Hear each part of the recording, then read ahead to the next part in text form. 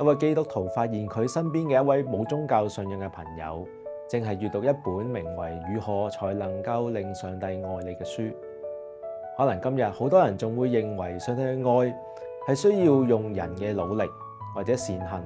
才能夠賺取翻嚟。但係當你真正認識耶穌嘅時候，你就會發現事情並唔係咁樣嘅。喺約翰一書4章10節裏邊咁樣講到，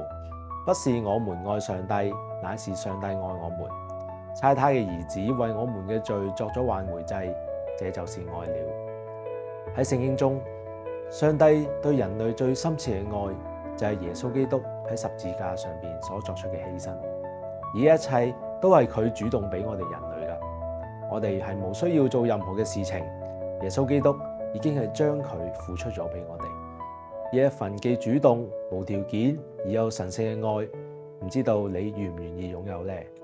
呢個係靈修1分鐘，我哋聽日再見。